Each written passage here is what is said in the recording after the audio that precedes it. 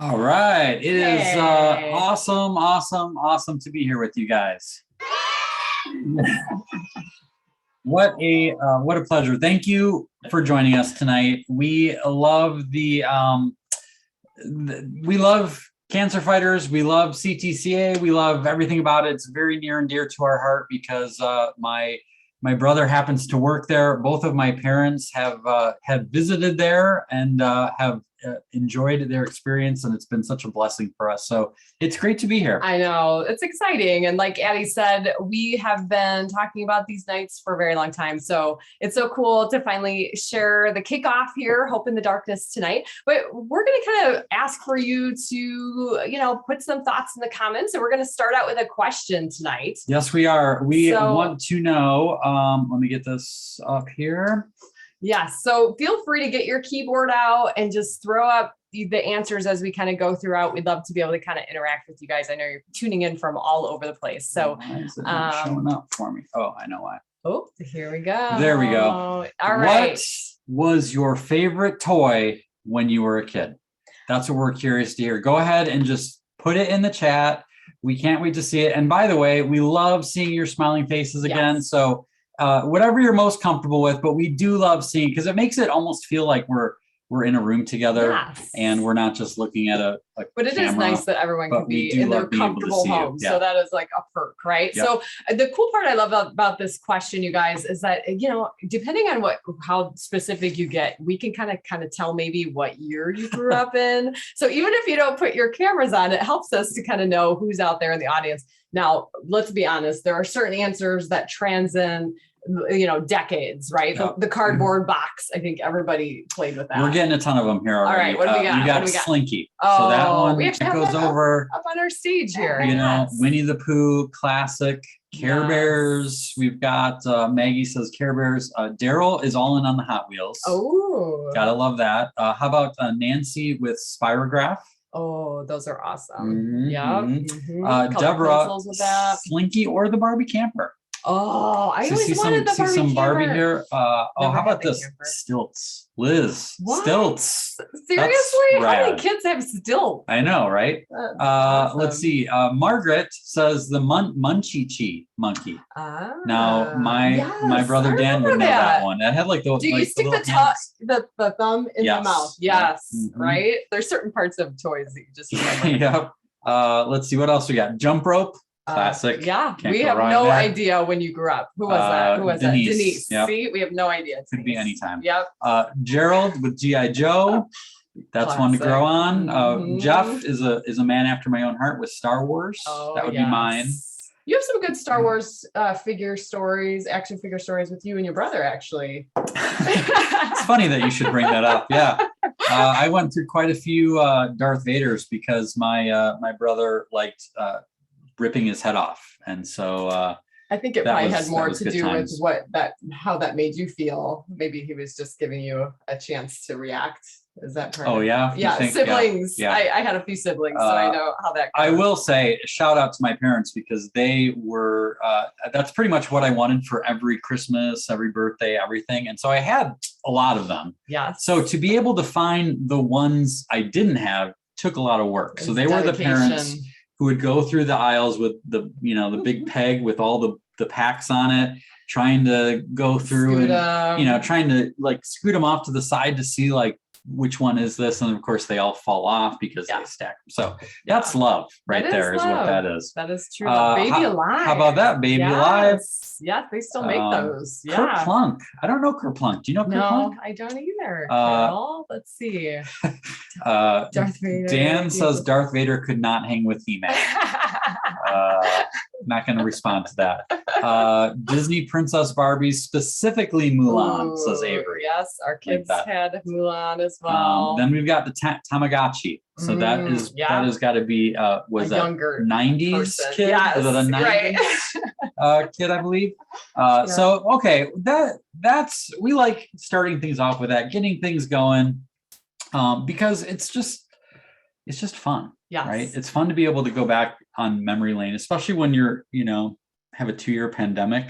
Well, that was one thing we've been talking about a lot the last 22 months, to be honest, is nostalgia. There is something very comforting. It's kind of like a warm blanket, kind of like comfort food, right? To be able to go back to these comfortable, nostalgic, good memories from your past. So we found ourselves naturally doing that come, spring 2020, where we're showing the kids like old movies that, Princess Bride, Karate Kid. We kind of introduced, they were at good ages for introducing them to all the movies we loved as kids. But we also saw this with other people making bread and all these homemade foods that people went back to. But there's a reason for that. It's a comforting thing to lean into nostalgia when you're stressed. Yeah. And it has been a stressful time for all of us. So that's why we're so glad that you decided to join us tonight. Basically, we want to have a little bit of fun. We're going to tell some stories. We're going to hopefully bring a little bit of light and laughter, have some fun along the way. And we've got, as I said, we've got some stories. Yes. So one happens to do with grilled cheese, because what's cool is we have people from all over that are watching. So people might not know about this very weird mandate. There is a mandate in Wisconsin. As Addie said, we live in Sheboygan, Wisconsin. You want to say it, Sheboygan. It's like super fun. We moved here for the name. Just for the name.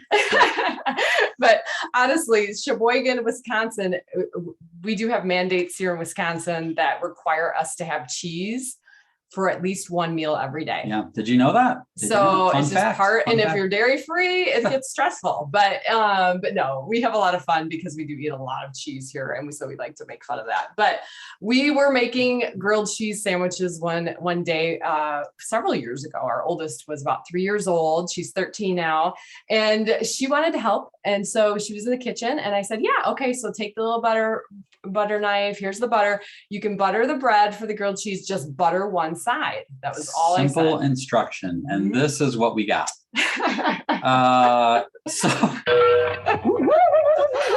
not expecting this. No, I will be honest. I took a picture, right? I had to take a picture. Yeah. I don't know if anyone can relate to this, where you give your significant other, perhaps, or maybe a colleague at work, or a child, instructions that you think are very clear, and they come back not quite how you intended, right?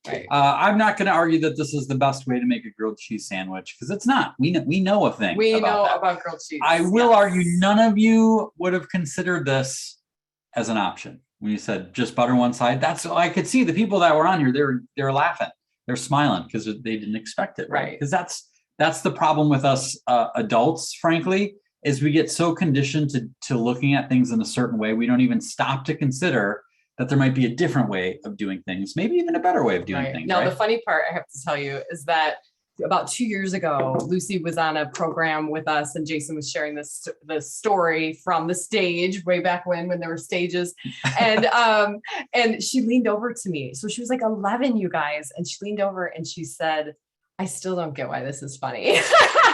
Because she just literally couldn't see what we were talking about. We're like, you know how to make a grilled cheese, but kids, they just see things differently. She nailed it. Now, part of the reason we can't see things so well as adults is because of a certain enemy that we are all up against. This is an enemy that was here before COVID. It's going to be here after COVID. It's not as famous as Darth Vader, but it is more powerful. All right. It's so powerful, it can turn us from this into this. All right. Not good. Not good. We start out young, enthusiastic, full of energy, passion, wonder, curiosity. And as many of us get older, we morph, don't we? Can we kind of turn into something more like this? Yeah. So this is actually a self-portrait of you. Yeah. So this is February 2020, and this is April 2020. Can anyone relate to that?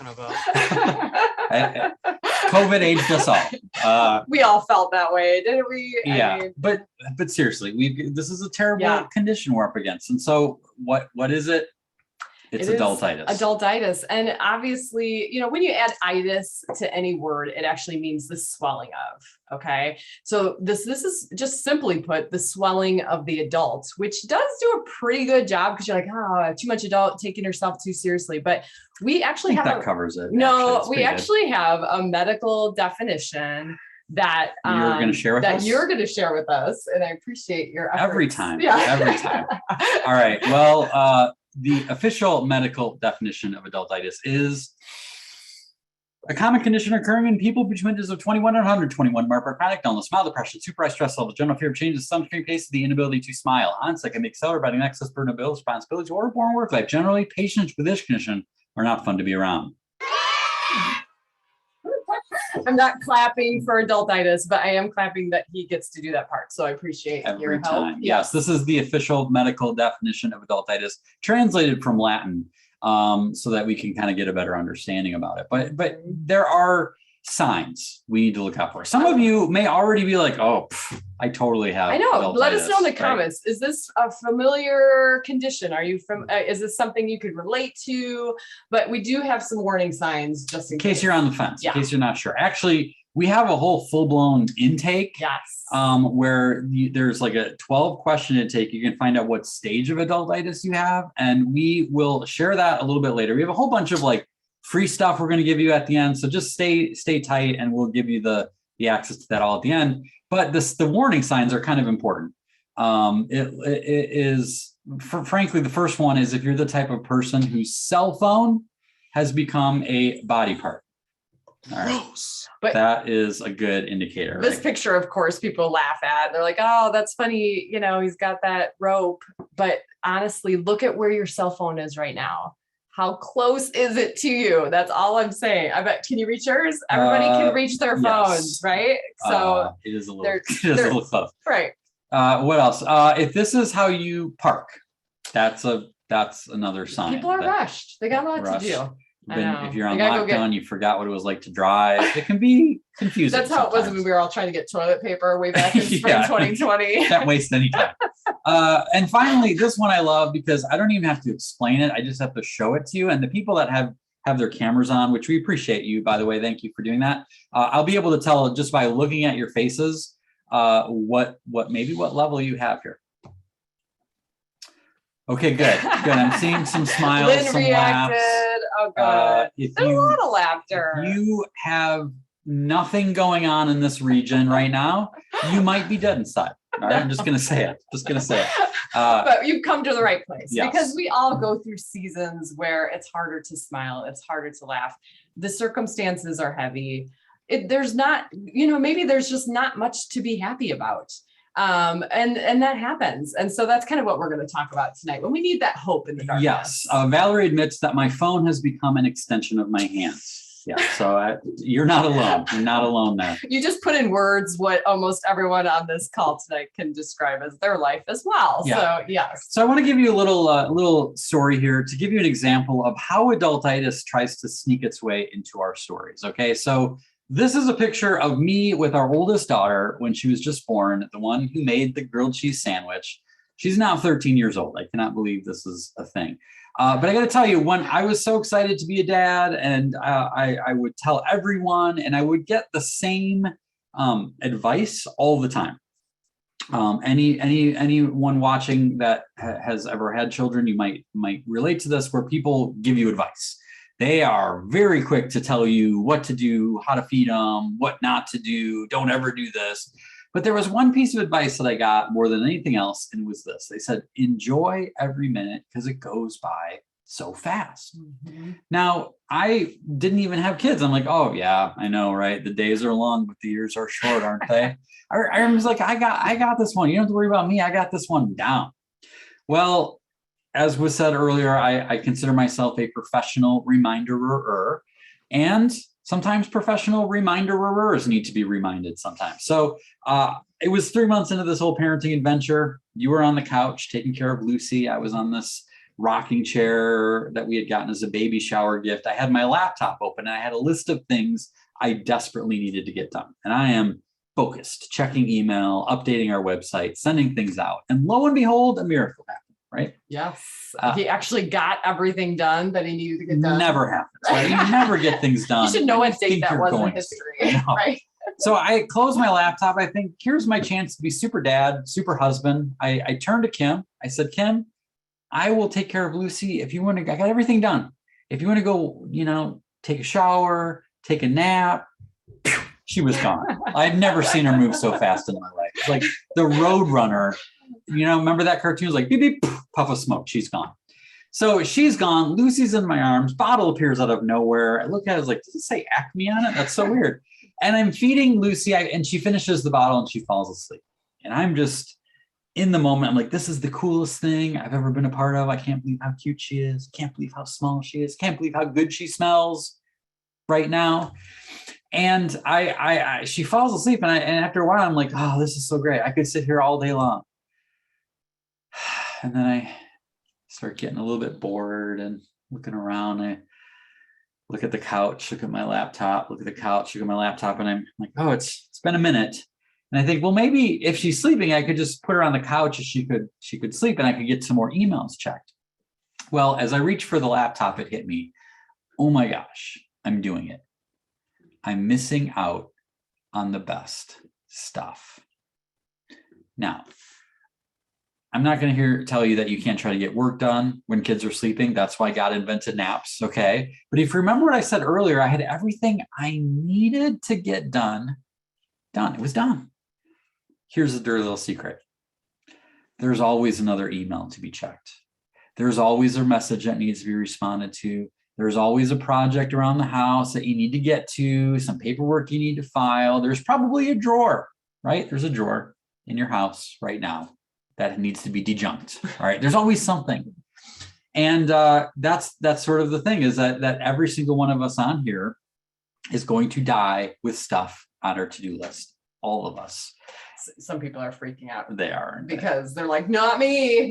You should see my organizational system. Do you think they have the disease I have? We haven't talked about this. Do you have this disease? Oh, yeah. Where you do something that wasn't on your list, but you write it down just so you can immediately cross it off. Am I the only one with that sickness? We got the waves out there. So yeah, admitting it. So admitting, thank you. Yeah. So that's luckily for me, I had been given all this advice that had somehow stuck in my stubborn, stupid little brain. And I put the laptop down and I brought Lucy back into my arms. And when I was able to let go of the idea that I was just sitting there doing nothing, not being productive at all, I was able to realize I was not, in fact, doing nothing.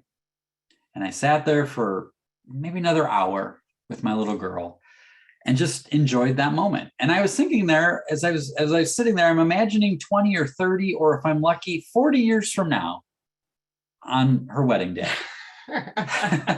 When I'm walking her down the aisle, having that father-daughter dance, I realized I was never in a million years going to remember what I checked off my to-do list that day.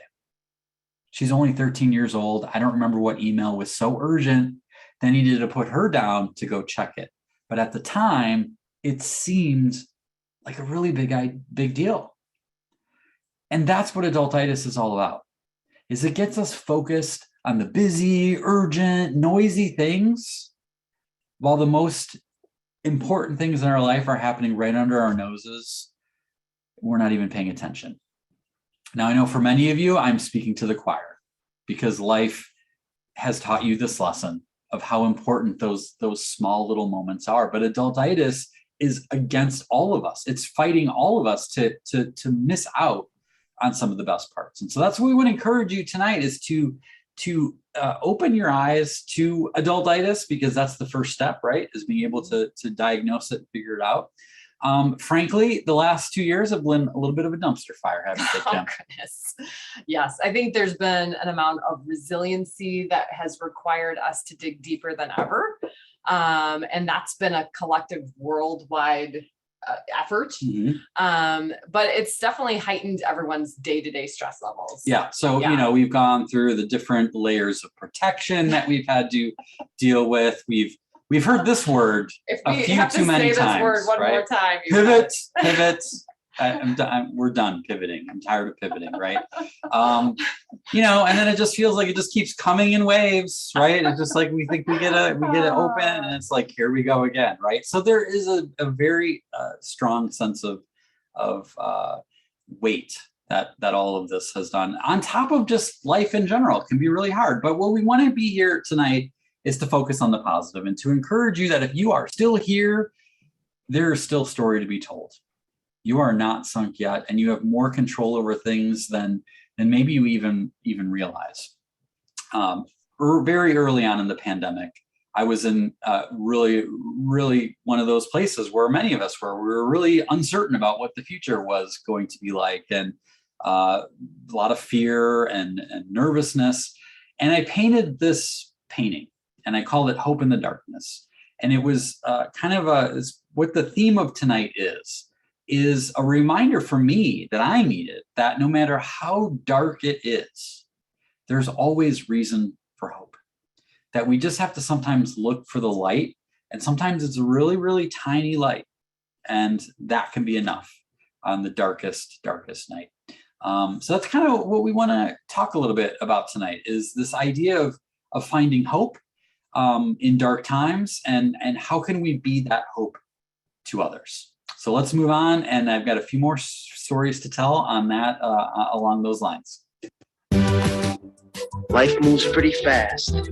You don't stop and look around once in a while, you could miss it. Okay, so this is a painting that I did, and I'm not sure if you can see very good on your screen or not, but I have some words in there, and the words say, "I'll stop the world and melt with you."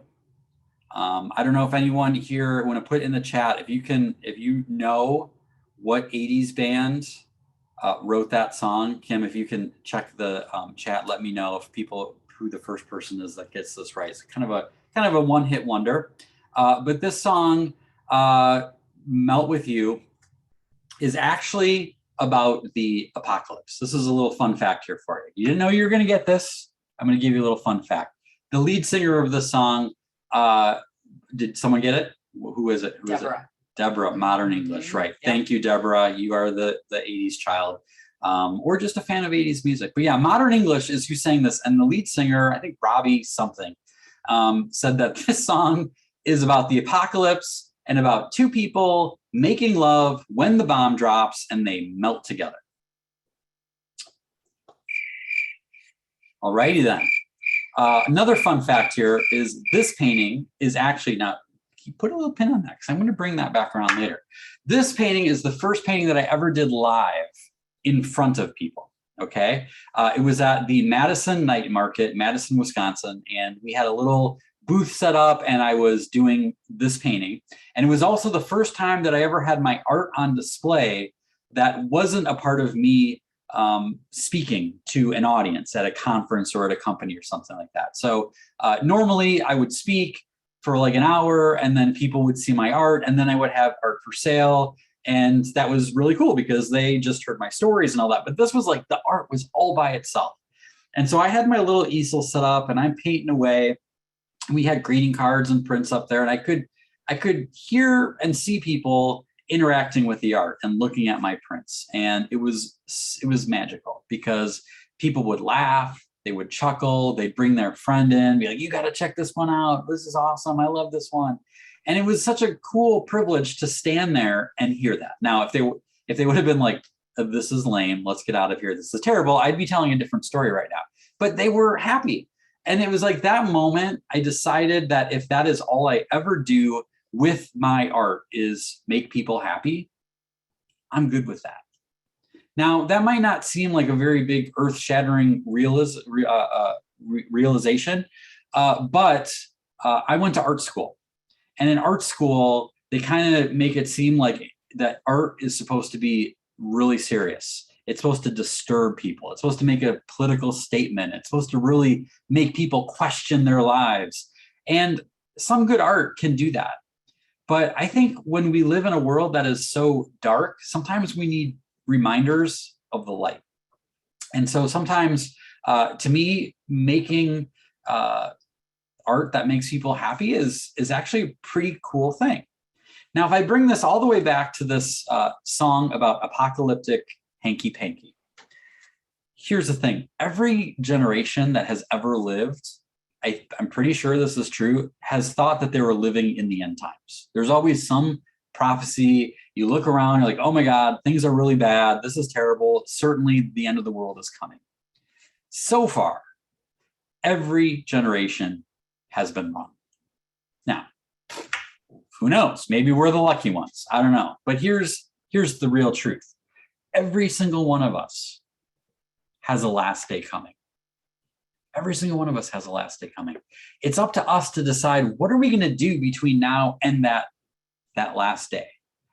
And for me, if I can spend as much as I can every single day between now and then making other people happy, I'm good with that.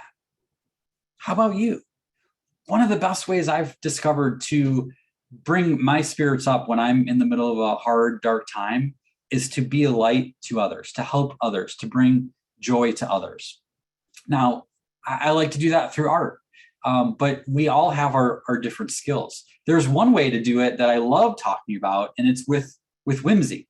So this is a painting that I did called A Little Whimsy. And I don't know how well you can see this, but that mane on that giraffe is purple and pink. All right. Now, when I first started out, the spots on the giraffe were going to be colored. I was going to do all of this crazy whimsy, but I ultimately decided just to keep it like a normal looking giraffe, but just have the mane be multicolored. And then I called it A Little Whimsy, because that's where the magic happens. If you are too much, people don't take you seriously. But if you share a little bit of whimsy, the world takes notice, and it can have a huge impact. So let me give you some examples. Just a little bit of whimsy can make a huge impact. Now, one of my favorite things to do is travel with our family. We've been to Canada a few times, and I noticed something different about their walk signs. They are different than the ones that I've seen here in the United States. And I didn't really know what it was about them that were different. It just felt like this dude is happy somehow. He seems cheerful. He's got a little bit of a pep in his step. And then when I came back to the United States and looked at our walk signs, I could see what the difference was. Holy cow, what's going on here, right? Like this is like, he's crunched over. He's like, now I don't know, maybe because he has no feet. Maybe that's the thing. The Canada guy has feet. And he's all like, hey man, I'm getting through life. This is great. And ours like, ow, ow, ow. He just feels like he's not having a good time. Feels like he's got adultitis. And look at how small of a difference that is, and how big of a difference it makes, right? So a little bit of whimsy. I call these small rebellions. If we can incite small rebellions, we have no idea what a difference that can make. Just putting a little streak of color in your hair, or wearing some fun socks under your business attire. This person took an old kickball. Remember those? It had a hole in it, and they turned it into a planter. Just a little bit of whimsy there. This guy, it was his anniversary, and he drew in chalk on the garage floor, "Happy anniversary" to his wife. So when she came home that day to see that, this is the message she saw. Beats a greeting card, right? Simplicity is the ultimate sophistication.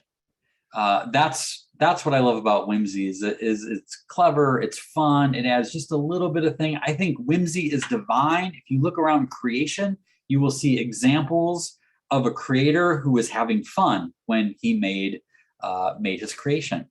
And so the prescription is to just add a little whimsy to someone's day. Tell them a knock-knock joke. Add a little bit of color. Whatever it is, never underestimate the power of a little whimsy. And one more thing I want to share with you before we bring it back to bring Kim back on. Who remembers the commercials from the 70s? I think it was the 70s that had this little candy. There was a certain question here, you may remember, and it was this, right? How many licks does it take to get to the Tootsie Roll center of a Tootsie Pop? Right? Classic. Well, it may surprise you to know that people have tried to discover the answer to this. Yes. In fact, Purdue University engineering students created a licking machine patterned after a human tongue, and did a series of experiments and determined that it took 364 licks to get to the Tootsie Roll center of a Tootsie Pop. Now, that you might think, well, that settles it. Not if you're part of University of Michigan. You're like, Purdue, whatever. And so there's a group of students there who made their own machine, and they determined, like, no, it's actually 411 licks to get to the Tootsie Roll center of a Tootsie Pop. My favorite part of the story is there was a group of middle high school students, younger kids, and they're like, what's with the machines? We need to use human liquors. And so they put together a study with just human liquors, and they determined that it was 144 licks to get to the Tootsie Roll center of a Tootsie Pop, all of which is to say, perhaps the world will never know how many licks it takes to get to the Tootsie Roll center of a Tootsie Pop. But I bring this up because I'm curious to ask you, how many licks do you think you get at something? All right. It makes me think of first times and last times. Okay. I remember when I took my kids to Wrigley Field for the first time. We're big Cub fans. I remember taking them there after the Cubs won the World Series, and there was just excitement. We got the tickets months in advance. We put it on the calendar. We look forward to it. We imagined what we were going to get to eat and if the Cubs were going to win or not and what souvenirs we'd get. We looked forward to it. And that's how first times are. We look forward to the first times. We see them coming, right? Whether it's our first kiss, right? First time we get to drive by ourselves. First time we get our own place. First child. All these firsts are so exciting. But the last times are different. We have a digital frame in our kitchen that has rotates photos from when our kids were younger, and I'll see a picture of my youngest daughter, and I'll catch myself like, she was never that small, was she? Like, it feels like just yesterday that I was taking on the night duty to rock her back to sleep. Middle of the night, I'm up with her in a rocking chair. And of course, you would do anything to get him to sleep. You're like, I just want to be in bed right now. Why are you up? I will do anything. I will buy you a pony. Please just go back to sleep. And it occurred to me that there was a last time that I rocked my youngest daughter to sleep. And I have no idea when it was. I don't remember it. I don't have to do it now. But there was a last time. It just happened. And then it was the last time. The last times don't come with fanfare like the first times do. The last times come and go with a whisper. And so the question I have as I share this piece of artwork is, what if you knew how many of something you had left? What if you knew that you only had so many sleepovers left with the grandkids? You only had a certain number of family vacations left. Or how many date nights you have with your spouse. How many dinners you have left with your parents. How many licks? There is no machine that we can build that will tell us that number exactly. But I'm willing to bet that that number is a lot smaller than we think it is. So I think that's worth being reminded of so that we can act accordingly. You know, I love talking about whimsy. So going back to the giraffe painting, I was actually, you didn't tell this part of the story, but when you put the picture up with all the colors on the neck of the giraffe, I was pretty upset that day when you painted over it. I was very angry. I don't usually micromanage his art at all. He has complete control over his art. But I voiced my opinion that day, didn't I? You did. I'm like, why did you just paint over all those colors? But now with the story, it makes sense. But okay. I would love to hear in the comments if you guys have any favorite forms of whimsy that you enjoy. Everyone in our household knows that I am a huge fan of pom-poms and colorful tassels. So whenever there's a purse or, a garland with pom-poms or tassels, that's going to be one of Mom's favorites. But I would love to find out from you guys, talking about whimsy, what kind of whimsy do you like? What, maybe it's an animal or, a pet. or just any kind of, it just kind of helps you notice it, because it is something that brings a lot of day-to-day joy. Well, I see Lisa already says blowing, or Becky said blowing bubbles, and Lisa said blowing dandelions. That was a good one. Carol, a lot of crazy socks. Oh, that's very awesome. That's fun. a good way to add some whimsy. Yep. Throw blankets. There we go. Scarves. Yes. Like that. Winter weather wear can be very whimsical. I agree with and that. people just they don't mind it. You can wear really crazy hats and big earmuffs pom-poms on your heads, right? It's like we're just all trying to stay warm here, so there's no judging it, right? Right? Well, I think it's time to move to something a little bit unique. Yes. All right. Now, I don't know that we really gave them a warning on this. I apologize. No, we didn't. But it's kind of fun to spring it on you. It is a little bit. So what I need you to do is see if there's something nearby that you can write with and write on. All right. Now, if you happen to have 64 box of crayons, as many people then do, you win. You're the winner of today. And yes. grab those. Yeah. But if you have a ballpoint pen or the back of an envelope or a Post-it note nearby, please grab that, because we are going to we're going to do something fun. We're going to draw.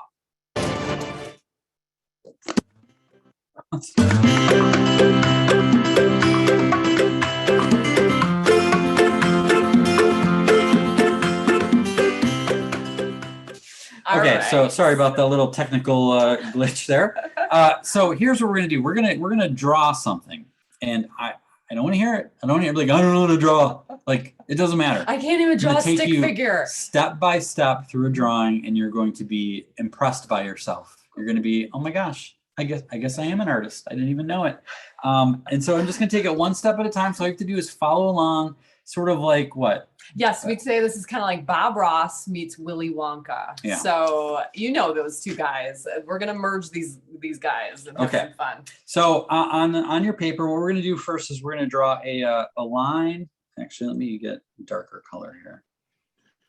I love seeing the video because people are starting to put their heads down, like they're getting serious. Ready, so this is great. So let's draw a diagonal line from the top of your paper down, not all the way to the edge, but just almost to the edge of the screen. Okay.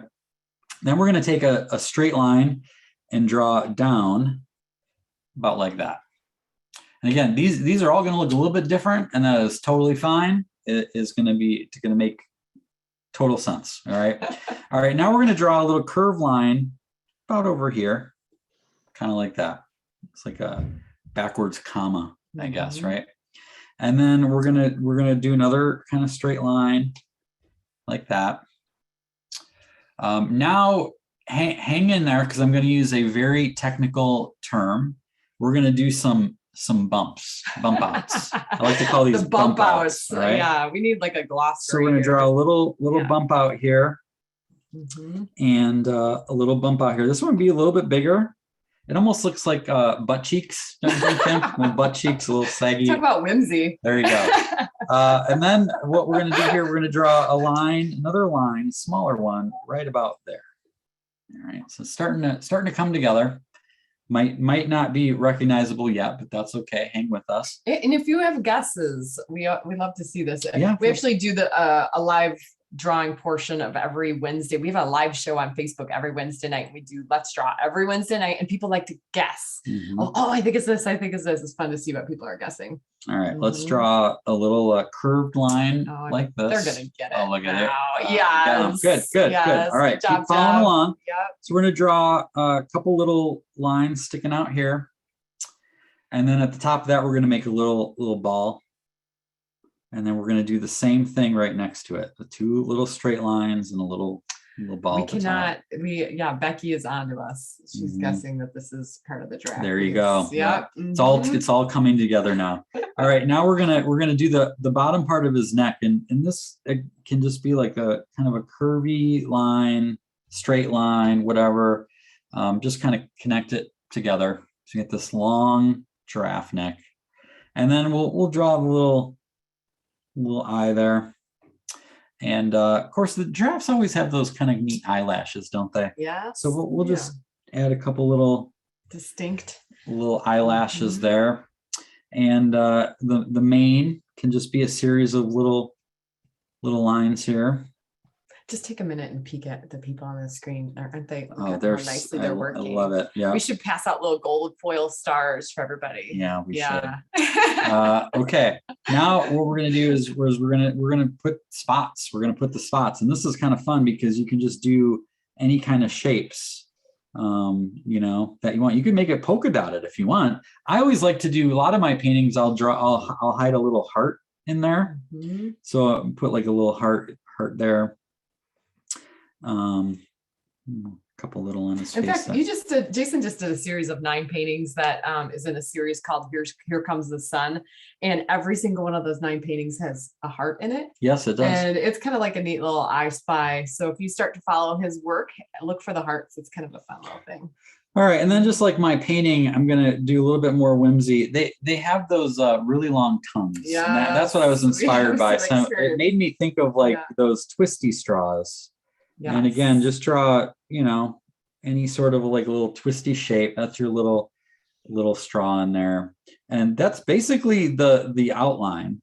But I always like to add a little purple tongues. They are kind of purpley. Yeah. Aren't they? Yeah, they do have that purple kind of like the red with the blue veins. It kind of makes like that pink and blue making purple kind of deal. Yeah. Mm-hmm. So I'm just going to color this in real quick. Now, again, if you don't have your handy set of colored pencils nearby, I mean, you got to change that for the next episode, right?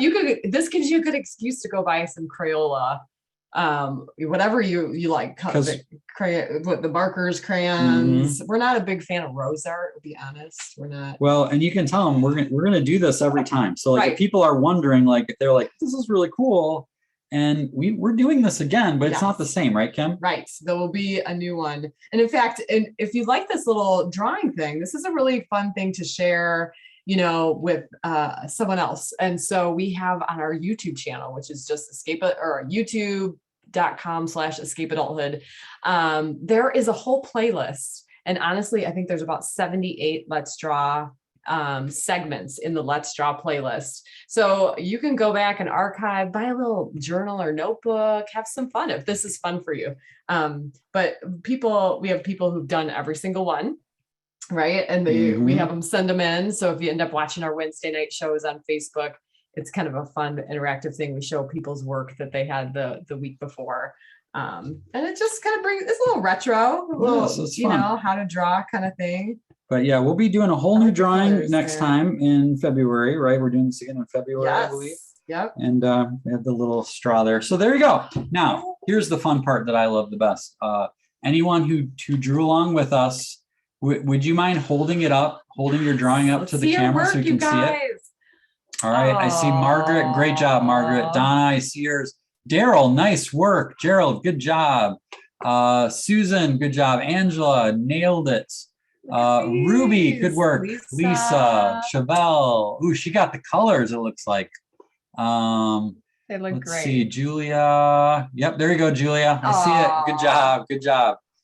Good work, you guys. See, we have a whole Zoom meeting full of artists, and I'm excited to see that. Thank you guys for sharing that and playing with us. All right, well, our time is running low, we're right? winding down, which is why we're coming back next month, and then we're coming back on March 17th on St. Patrick's Day. Boy, we got a lot of cool green stuff. That was actually, do you remember 2 years ago on St. Patrick's Day 2020 was the first time we ever pushed go live. And we kind of go back to that because that was shortly after the lockdown or whatever was happening. Yep. But I think we're going to celebrate in a big way this year.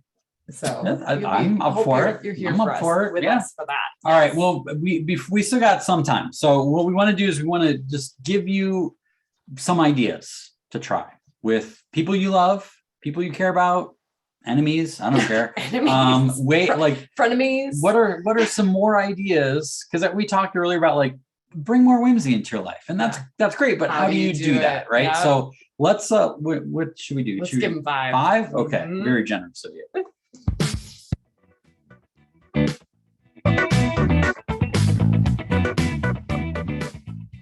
All right, this is one of my favorites, you guys. You're going to get find a little mascot in your house or work. We have a little mascot. His name is Marty. He's on the cover of one of Jason's books. But you can really pick anything, maybe a childhood toy, maybe go to Goodwill, find something kind of funny. And you're going to give him or her a name because it just makes it more fun. And then you're going to basically play hide and seek with your little mascot friend with those in your life.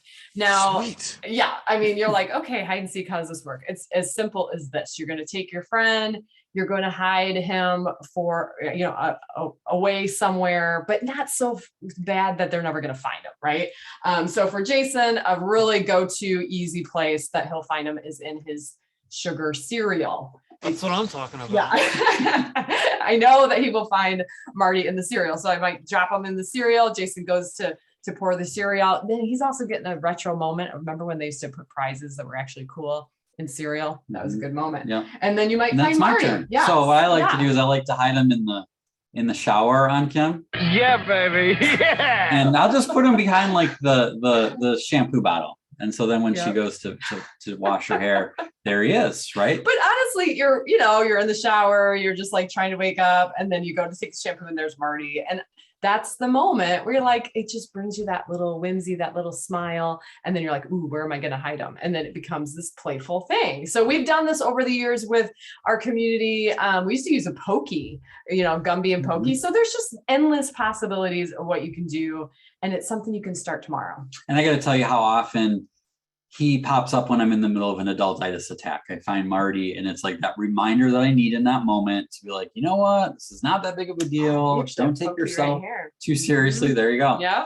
All right. What about this one, Kim? Pajama Run. Yes, Pajama Run. So this is one of those things that this is such an easy win. We do this in a week where we know the adultitis levels are high. And what it is, it's just as simple as this. Whoever is in your life, whether they're living with you or not, you just call a pajama run. And maybe it's a phone call, maybe it's a text, maybe it's people in your house that you sneak up on with pots and pans. That's how we usually like to do it. If you really want to take it to the next level, if you have kids, maybe they just went to bed and then you come down the hallway with pots and pans and yell, pajama run, pajama run. Maybe your kids would freak out over that. But the whole point is you get in the car in your pajamas, or you meet your friends put your pajamas on and meet at the ice cream place. Mm-hmm. And I tell you what, this is a cure-all. This will solve your adultitis problems for the week, won't it? Yeah, well, I get some people who maybe have kids or like, wait, what? Like, did you just say to wake my kids up after I spent 3 hours putting them down? Like, Addie's like, no way. My kids are in bed. They're staying in bed. This is not an every night thing. It's once a year, once a decade is fine. Right. And by the way, you can, if you are a parent, you can have some fun with this. Like, think about this. He's going to take this too far, you guys. Don't tell them where they're going. Just act panicked. All right. Just like, come on, guys, we got to go get in the car. And they're like, oh my gosh, what's going on? It's like an emergency. Like, I can't even tell you, just get in the car. No, don't change out of your pajamas. We got to go now. And they're panicked. And now what you do is you look like, drive along, like you have that far away look in your eyes. Like you don't even care anymore. And you're just like angry. And they're like, they're starting to panic. Holy nightmare. They're starting to freak out. And they're like, oh my gosh. And all of a sudden they start confessing things. They're like telling you things you didn't even know they did. They're like, I'll clean my room tomorrow. I'm sorry, I'll do it. And you get to the ice cream place. What have you done? You've created an amazing moment, an amazing experience, one they may not psychologically recover from, but that's up to you. All right. This is like the dad version. It's fun. Parents have to have a little fun. All right. That's all I'm saying. That's Pajama Run. I'm glad you're not my dad. Oh, your dad's done some stuff. That's true. All right. This is one of my favorites, the kitchen dance party. Okay. So everybody knows that the kitchen is kind of the heart of the house, right? But it's also the heart and the epicenter of most family chores. I mean, you're in there, especially if you're working from home or you're retired, you're in there all the time, whether it's doing the dishes, emptying the dishwasher, putting groceries away, whatever it is, making meals, right? And it can kind of sometimes be a stressful place for people. So a simple solution, this is literally as simple as it gets, is you just put on your favorite music. but not just like, oh, this is nice, relaxing music. No, your favorite dance music. So we actually have a playlist on our phones called the Kitchen Dance Party playlist. And this has been a very intentional thing on our parenting. It's kind of like for emergency break glass kind of a thing. Like when adultitis, you just push play on the Kitchen Dance Party list. And you're just like, and we have a lot of great classics like Queen, Bohemian Rhapsody. Our kids know all the words to Bohemian Rhapsody because of Kitchen Dance Party. And, whether we're teaching them about Billie Jean from Michael Jackson or Eminem, the clean version, like stuff like that, where you're just giving us a chance. It gives everybody a chance to just kind of let some steam off. This is actually a picture of our kids dancing on the dance floor, which is no children were harmed in the making of this photograph. All right, they're showing off their moves.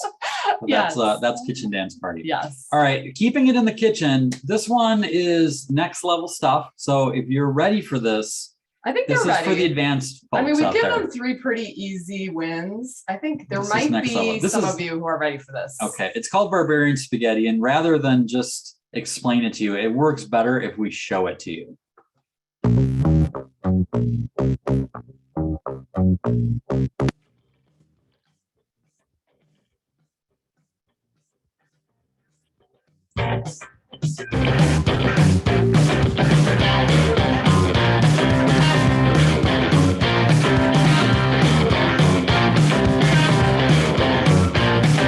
Music got the best in me ever since I was a child. Now it's showing its ugly face. What can I do?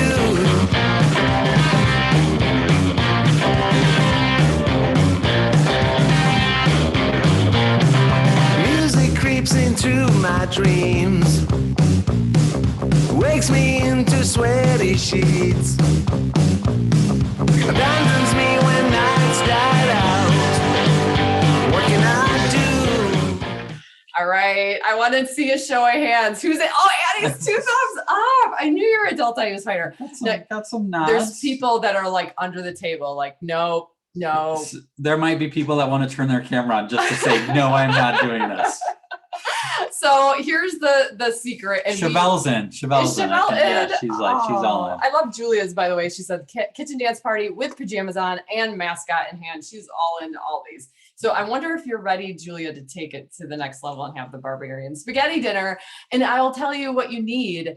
All you need is $1, apparently $1.25 from Dollar Tree, because they raised all their prices. Inflation. Yeah. But it's a $1.25 tree will have that plastic tablecloth, and that's all that you need, because you just wrap it up. And honestly, if you have kids at home or grandkids, this is easier than a regular night. Yeah, no plates, just throw no them dishes, in the shower at the end. no muss, no fuss. Well, maybe a little muss, but maybe a little fuss. Patty wants to know, can we do it if we don't have kids to share with? Of course you can. Oh my goodness, yes. Of course you can. In fact, we gave out tablecloths to members of our Wonder and Whimsy Society right before the holidays, and we had so many pictures of people who did this for their holiday meal, you guys. I mean, true story. And the best stories are when they're like, my adult children were freaking out because they didn't want to do it, but then there was just so much laughter. And then the pictures are priceless, right?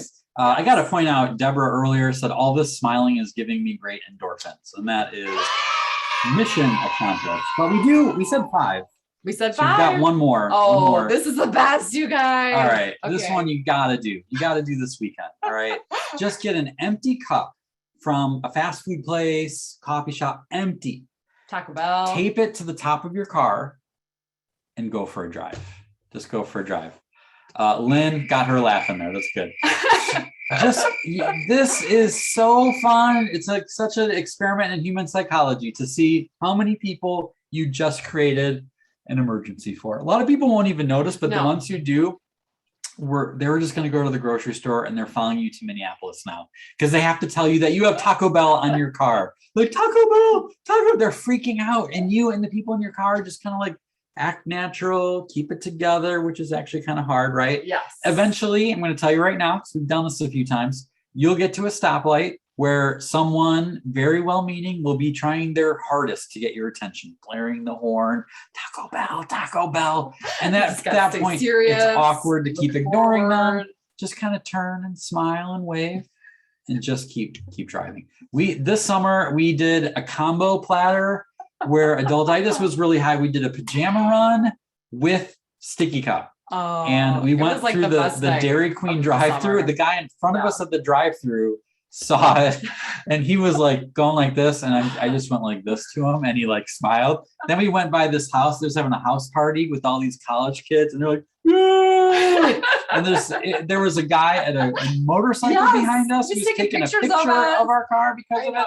It's such a blast, you guys. It costs $0. There is no more fun that you can have in masking tape. It just stays on there, you guys. It's priceless. All right.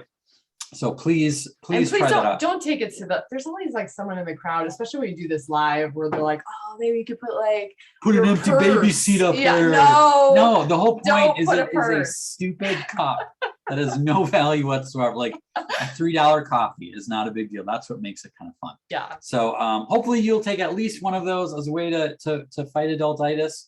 And I think it's about time for a giveaway. Well, first of all, do we have that ebook? Can we give them the ebook? We have this let's just adultitis fighters ebook. Yeah. Our antidotes. Yeah, we'll do that in a second. We'll tell them how to get all that. All right. But let's do this giveaway.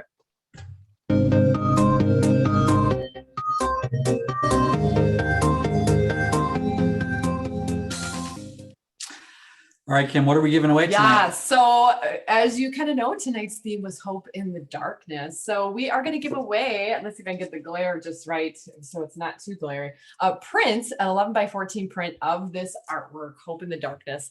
And how do they win, Jay? All they have to do is put in the chat right now, what has been your biggest takeaway from this session? Mm-hmm. So favorite part, thing you needed to be reminded of, doesn't matter what it is. Stick with you tomorrow morning.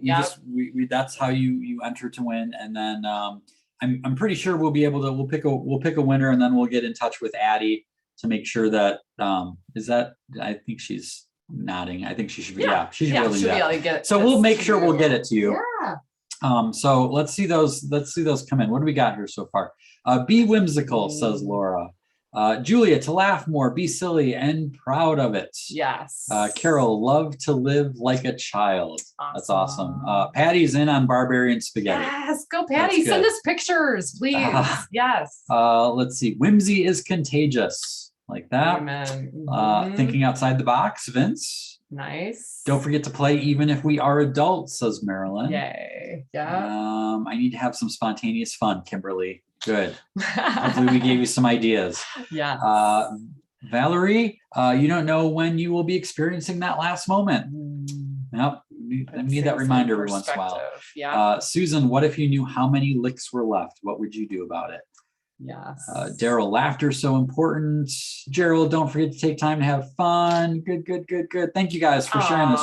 This is so good. Look this last time's come and go with little fanfare. Focus on the first, says Margaret. There is something about anticipation. I think that was one of the things I was missing early pandemic was like all of our events went away or travel went away and there was like nothing to anticipate. So we had to live more in the moment, but now we can kind of put things on the calendar, can't we? A little bit. Yeah. You know? I said there's some good ones here. Liz said not sunk yet with great battleship piece visual. I love that piece That's a too. good one. And Maggie, love the reminder that we can intentionally add that spark of joy into others' days, which will add joy to ours as well. Thank you. You are welcome. Thank you. Good stuff. And, someone said, did someone say something about contagious? Like the idea of whimsy is contagious. There is something about that, you guys. You bring that little spark and all of a sudden you got the whole family kitchen dance partying with you. I mean, it really doesn't take much. So just have some fun with that. I got to point out, I think it's Carl D says doing spaghetti night with soup. Oh, that may have a little bit of a mess. Not gonna lie on that. So, I love your sense of humor. That's keep wonderful. those coming in. Okay, so we talked about it. We have a lot. We have a resource called the Adultitis Fighter Arsenal, and it's completely free. You can get access to it by becoming part of our merry band of adultitis fighters. It's at escapeadulthood.com/ Insider, or you could text escape to 66866. And when you sign up, you'll get a link, and it has a link to the intake, the adultitis intake we talked about. It has a link to the Adultitis Fighter Arsenal, easy for me to say, that has that book you were just Say it mentioning. 10 times fast. Adultitis Antidotes, which is even more of the ideas, like the Those Marty. 5 ideas. We have more of those. What else? Free artwork downloads. Yes, you remember. guys, this is exciting. So this is the first time we want to do something special for you that we haven't done before, and so we're giving away the free print to someone here. But we wanted to make it so that if you resonated with the Hope in the Darkness artwork, you can download a 5x7 print for free. Yeah, it's part of the arsenal I talked about. You can download it. You can print it off on your printer. You can put it in your cubicle. You can put it on your fridge, whatever. Yeah, it's legal to do that. We're giving totally free access to do that. So please take advantage of that. But every Sunday morning, I send out a little message that people say they like reading on a Sunday morning. I have to say that's one of our favorite things is to hear how Jason puts a lot of time and effort into the messages he crafts each week. It's a very personal thing he does. And then he actually previews that message on our Wednesday night show on Facebook in kind of a monologue format. So I would say that's probably the heart of everything we do are those messages. So we hope you sign up and be a part of it and be encouraged by the work that we're putting out there. Yeah. And we're just about out of time, but I just wanted to share a couple last real quick thoughts. One of my favorite people in the world, great adultitis fighter, who ever lived, Mr. Rogers, he had this line I love. He said, when I was a boy and I would see scary things in the news, my mom would say to me, look for the helpers. You will always find people who are helping. And I think that's what I love about the Cancer Fighter program is it's filled with helpers. It's filled with people doing their small little thing to help each other, have been going through a hard time. I think anytime we're in a dark time where there's not a lot of hope is to look around for those little lights. This is another piece I did. It's called Shine Together. And what I love about the message of this painting is with these lava lamps is like the waxy bubbles that draw our attention are not actually the light. They're reflecting the light. And that's the opportunity we all have. Just like Maggie brought up about, bringing a spark of joy into others' lives brings it right back into our own. And so I hope that is the lasting message of tonight, that you remember that no matter how dark it gets, there's always hope, and we can look for those little helpers around us. And by being that helper to other people, then we are in turn bringing that light into the world. So thank you for spending time with us. We hope to see you again next month for all different stuff, different drawing, but more fun. And it's going to be a blast. Yes. So